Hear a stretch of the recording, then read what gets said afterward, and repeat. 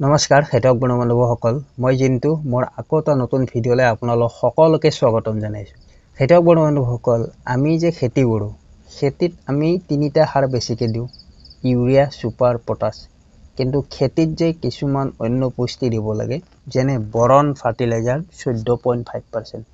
চাওক আপুনি যদি এই খেতিডৰাৰ পৰা চিলচিলা হলহিলা ফল বিচাৰে ধুনীয়া ৰঙৰ ফল বিচাৰে ডাঙৰ দীঘল ফল বিচাৰে আপুনি উদ্ভিদজোপাক খাদ্য কি যোগান ধৰিছে সেইটো চিন্তা কৰিব। আপুনি যদি উদ্ভিদজোপাক খাদ্য যোগান ধৰিব পৰা নাই আপুনি কেনেকৈ ভাল ৰঙৰ ডাঙৰ দীঘল হলহিলা চিলচিলা ফল লাভ কৰিব। সেইবাবে আমাৰ ফলবিলাক কি হয় কেকৰা মেকৰা হয় যিমান ডাঙৰ হ'ব লাগে সিমান ডাঙৰ নহয় ফলবিলাক বাঢ়িবই নোৱাৰে। আমি ভিটামিনৰ ওপৰত ভিটামিন স্প্ৰে কৰি মৰো কিন্তু সব খেতিয়ক বন্ধুসকল মাটিত যদিহে জিংক বৰণ সালফাৰ কেলছিয়াম মেগনেছিয়াম এইবিলাক পুষ্টিৰ অভাৱ থাকে তেতিয়াহ'লে কি হ'ব যে আমাৰ শস্যডৰাত খুবেই ক্ষতি হ'ব উৎপাদন হ্ৰাস পাব। আমি ইউৰিয়া যোগান ধৰোঁ নাইট্ৰজেন পাই SSP যোগান ধৰোঁ তাত পৰা আপোনালোকে ফসফৰাছ লাভ কৰিব আৰু পিছত MOP পটাছ লগতে খেতিয়ক বন্ধুসকল DAP ইউৰিয়া সুপাৰ পটাছে পোৱা যায়।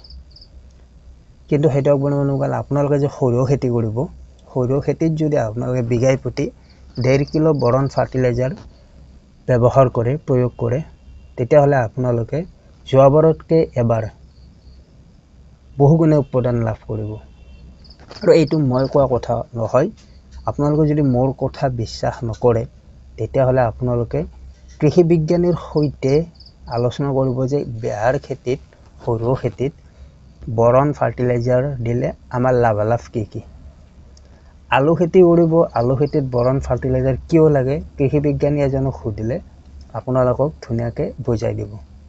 প্ৰিয় কৃষক বন্ধুসকল এটা কথা মনত ৰাখিব এই বৰণে আমাৰ খেতিত খুবেই অৰিহণা যোগায়। ওলকবি খেতি কৰিছে যদি ওলকবি খেতিত বৰণ ফাৰ্টিলাইজাৰ দিয়া নাই পিছলৈকে যেতিয়া ওলকবিবিলাক ডাঙৰ হ'ব ওলকবিবিলাক মাজেৰে দুফালা হৈ ফাটিব ধৰিব নাৰিকলৰ বেটুৰ নিচিনা ওলকবিৰ সাইজ হ'ব। বন্ধাকবি খেতি কৰিছে তাত যদি বৰণ দিয়া নাই বন্ধাকবিত কাটিলে আপোনালোকে গম পায় যে তাত কিছুমান কলা কলা দাগ পৰে ভিতৰত। বিলাহী খেতি বিলাহীত দাগ পৰা গছৰ ফুলবিলাক মৰহি যোৱা বিভিন্ন ইয়াৰ লাভালাভ আছে। তো খেতিয়ক বন্ধুসকল বেঙেনাও খেতি কৰিছে আপোনালোকে বেঙেনা খেতিত বৰণ ফাৰ্টিলাইজাৰ প্ৰয়োগ কৰক তাৰপিছত কিমান ধুনীয়া ৰঙৰ আপোনালোকে বেঙেনা লাভ কৰিব চিলচিলা দীঘলীয়া বেঙেনা আপোনালোকে লাভ কৰিব। হয় আপোনালোকে দীঘলীয়া জাতৰে বেঙেনা খেতি কৰিব কিন্তু আপোনালোকে ফলটো তাৰ গঠনটো ভাল লাভ কৰিব। ইফকো কোম্পানীৰ বৰণ 14.5% হয় আৰু এইটো একেবাৰে মিহি যেটো আপোনাৰ একেবাৰে বগা আপোনালোকে সাৰৰ লগত মিহল কৰি কিনে খেতিত প্ৰয়োগ কৰিব লাষ্ট হাল বোৱাতে।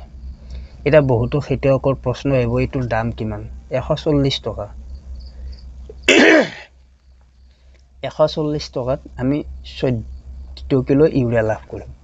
খেতিয়ক হ'লে এনেকৈ ভাবিব 140 তাত 1 কেজিৰ তুলনাত আমি 14 কিলো ইউৰিয়া লাভ কৰিম তাতে ইউৰিয়া মাৰি দিম গাছে পাতে হ'ব ফলটো জিৰো। আপোনালোকে ইউৰিয়া বেছি প্ৰয়োগ কৰি খেতিডৰা বৰবাদ নকৰিব মাটিখিনি বৰবাদ নকৰিব খৰখিৰা হৈ যোৱাৰ পিছত তাত যি খেতি কৰিলেও খেতি কিন্তু নহ'ব। ৰাসায়নিক সাৰৰ সদায় নীতি নিয়ম পৰিমাণৰ ভিতৰতে প্ৰয়োগ কৰিব লাগে। আপুনি নেজানে যদি আপোনাৰ ওচৰতে থকা কৃষি বিজ্ঞানৰ সৈতে যোগাযোগ কৰি তাৰ পৰা পৰামৰ্শ ল'ব পাৰে যে বিঘাই প্ৰতি সৰিয়হ খেতিত কিমান সাৰ দিব লাগে বিঘাই প্ৰতি আলু খেতিত কিমান সাৰ দিব লাগে কোনটো সাৰ আলু খেতিৰ বাবে ভাল হয় কোনটো সাৰ মানে আমি আলু খেতিত প্ৰয়োগ কৰিলে ভাল উৎপাদন লাভ কৰিম জিংক কিমান দিব লাগে আলু খেতিত সয়েল কিমান দিব লাগে বৰণ ফাৰ্টিলাইজাৰ কিমান দিব লাগে। আজিকালি হৈছে ডিজিটেল ইণ্ডিয়া আপোনালোকে কাৰোবাক কৃষি বিজ্ঞানীক আপোনালোকৰ মোবাইল নম্বৰ আছে তেওঁক মেছেজ কৰি আপুনি সুধিব পাৰে।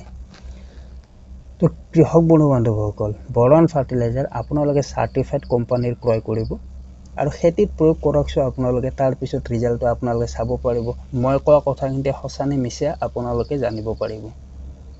তো বৰণ ফাৰ্টিলাইজাৰ 1 কিলোৰ পেকেট আপোনালোকে দোকানত লাভ কৰিব সৰিয়হ খেতিৰ বাবে আপোনালোকে 1.5 কিলোকে প্ৰয়োগ কৰক যোৱাবাৰতকৈ এবাৰ যদি আপোনালোকে উৎপাদন বেছি নাপায় তেতিয়াহ'লে আপোনালোকে মোৰ ভিডিঅ'ত আহি কিনে মোক কমেন্ট কৰিব তো আশা কৰো খেতিয়ক বন্ধুসকল আজিৰ এই ভিডিঅ'টো চাই আপোনালোকে কিছু উপকৃত হ'ব পাৰিব যদিহে এই ভিডিঅ'টোৰ জৰিয়তে আপোনালোকে কিছু জানিব পাৰিলে তেতিয়াহ'লে প্লিজ ভিডিঅ'টো এটা লাইক কৰিব শ্বেয়াৰ কৰিব কমেন্ট কৰিব লগতে চেনেলটো সাবস্ক্ৰাইব কৰিব আৰু যদিহে কিবা ভুল হৈছে আপোনালোকে ক্ষমা কৰি দিব তো ধন্যবাদ জয় অসম